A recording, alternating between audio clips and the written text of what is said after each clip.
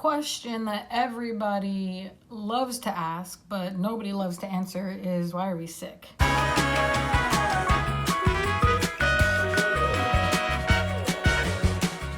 Why do we have Alzheimer's, inflammation, and heart disease, and cataracts, colon cancer? And there's thousands and thousands of different diseases on the face of the earth. Most humans are struggling with them. We wonder where they come from. The doctors don't tell us where they come from, though. They tell us and teach us how to manage them and how to cope with them. Nobody ever talks about how to fix them, because nobody knows why they're there in the first place. Our bodies, they are geared to naturally produce life. Our cells, they automatically regenerate. Why are we sick?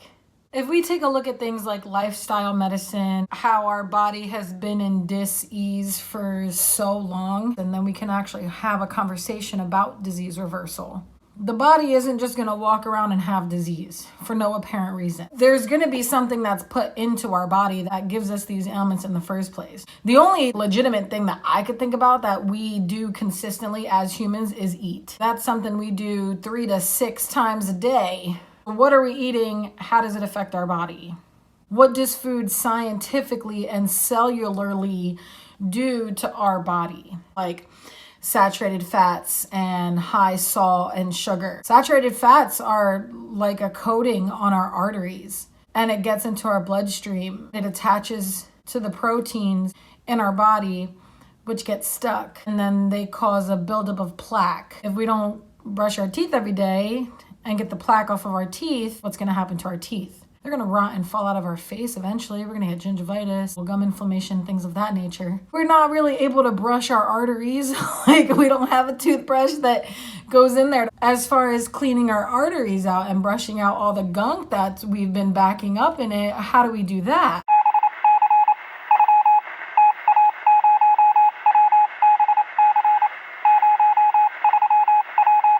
Sometimes we look and think about whole plant food like it's a completely different language to us. We are not deciphering Morse code. We're eating more colors. So thinking about the high salt and what that does to us. We are 73% water. Most of us know that. If we're putting all of this excess salt into our blood, what do you think that's doing to our cells and our arteries and our blood flow? It's slowing it down and drying it up. I'm just thinking about this in a logical way. As I'm getting older, I'm realizing that the things that I was taught really isn't working. There just comes a point in our life when we're like, but really though? Say what? Food's changing my genetic makeup? It's just different, you know, to see the complete 180 difference in my body when I eat great and lots of veggies and when I eat not great and not lots of veggies. I feel like a completely different person. That goes for the sugar too. It weighs us down. We're just clogging all of our receptors. Maybe for a week or 2 or 3, we'll be all right. What about a decade or 2 or 3? We're building up these teeny tiny things over time, and it's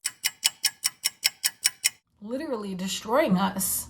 And we deserve to have control. We deserve to know the truth. We deserve to do something different. More plants equal less problems. How many more plants and what kind of plants are good for me to add into my body because I want less problems? We're over here being taught that pills and serums and that's going to be the cure-all, do-all, end-all for us in a good way. But realistically, it's pumping more into the treatment facilities who are treating and coping and managing diseases, as opposed to figuring out how to help our bodies rid itself of all this disease that we have. So what about plants heal? And how do they heal us? Plants have tons of phytonutrients and nutrients and vitamin A's, B's, C's, D's, all the vitamins that we need to properly thrive. When we are putting these things in our body on a consistent basis, our food telling our cells to be at ease. It's cleansing us. We don't have a toothbrush, right? We can't just go in there and brush our arteries. So we fill it with things that cleanse us. All the vitamins that we need are in the greens. I mean, if we eat a cheeseburger, ain't nothing in there that our body can use besides the protein. But everything else it's going to use and store, and it's going to harbor, and it's going to keep growing. It's not going to get out of us. It's not bringing us any benefit. Our goal, put as many healthy foods into ourselves and cells as possible. We rely heavily as a species on meats. Now, I'm not saying go jump on the vegan boat. What I am saying though, if we're the kind of people who are going to eat high protein meals, and of course we're the kind of humans who need protein in order for our muscles to grow and for us to have energy and things of that nature, then one of the things that are important for us to know is that we don't need to solely rely on meat in order to do that. We have other resources and sources of protein that complement our body better. Our body's microbiome and the acids that we have in our gut and our cells are not made to break down the molecules in meats. It takes so much work for our kidneys to process the fat and other molecules in the meats. By the time the kidneys get done processing all of this stuff, we're already filling it with more of the same foods that it's going to need to put in all the extracurricular work for in order to break down. Overworking the kidneys in that way is fine for a week or for 2 weeks, but for a lifetime, that's stress. Quality is everything. If we're eating low quality meat that has a bunch of pesticides and genetically modified organisms in it, and it really is doing damage like that to our bodies, then, and that's just one more thing to put on top of the cake that already got cherries on it.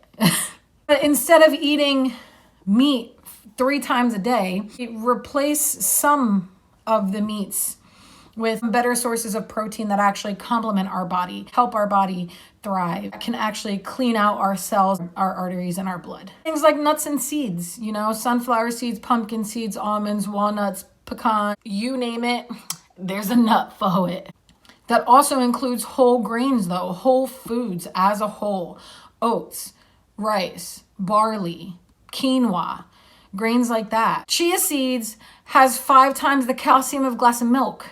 There's all of these different things that we can learn what our body needs to thrive and what are the little changes that we can make in order to help our body do this. Our cells, they regenerate themselves. Our resources don't. There's never going to be a day where we produce all of the vitamins and nutrients and minerals that we need in our body in order to thrive. Never say never. We need to be consuming those. In order to be consuming those, we need to be educated on what those are. I'm just really excited for us to figure it all out together. The plants that we eat, it stabilizes our tissues. It promotes repairs. It helps our blood flow easier. The oxygen to our tissues increase. We have more anti-inflammatory chemicals in our blood than ever before because of all of the plant-based omega-3s that we're getting from the food that we're eating. Our gut bacteria gets better. Hormone levels even change. We feel better. We act better. We think better. We're not all clouded with the cloudiness of all of the nothingness that is in our standard American diet today. And everything gets cleaned out because the amino acids in plants are way easier for our kidneys to process and break down. They're softer and lighter. And it doesn't take as much work for our bodies to process them and keep what's needed and nix what's not.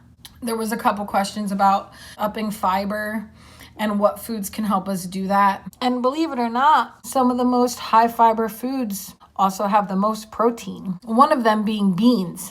Beans are great for protein, and they're also great for fiber. And they also grow from the ground, so they're a lot easier for the body to process. So if we wanted a high fiber meal, we can eat quinoa with beans, kale with onions and garlic, cooked, because we like cooked kale, an apple and blueberry medley with a honey and vinegar dressing on it. More fiber foods in the description below. We want our plate divided into 4 parts. Let me show you. Here we have the FDA meal food chart cut into 4 equal places, whereas my Lauren DA meal chart is cut into 4 almost equal, veggies being the most. To me personally, the colored food is way more important than the uncolored food. I mean, technically it's all color, the bright colors. If your plate looks like the rainbow, we doing real good. Fact of the matter is, we don't all like kale, but everybody likes something. While it is great to have variety, we can make a few tiny changes, then that is going to create big, huge leaps and jumps in our life. And it's definitely something that we deserve. It's about time.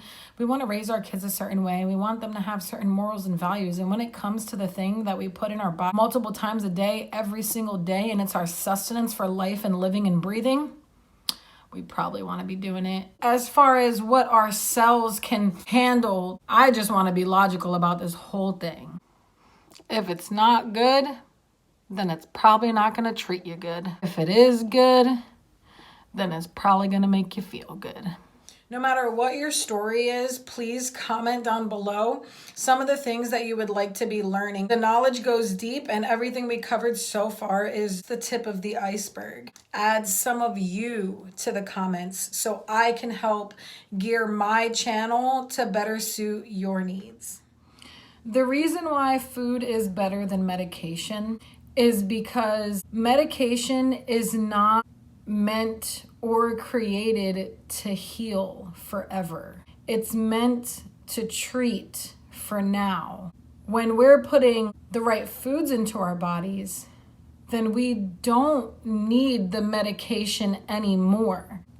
There's no ailment in our body for the medication to treat. The food already cured it. This is scientifically proven stuff. So many of these ailments, diabetes, cancer, lung disease, heart disease, asthma, scientifically proven eating whole plant foods is going to fix that. Remember to like and subscribe, because this, my friends, is only the beginning. And a little known fact, once she gets started, she ain't gonna stop. Food is better than medicine. In my world, food is medicine.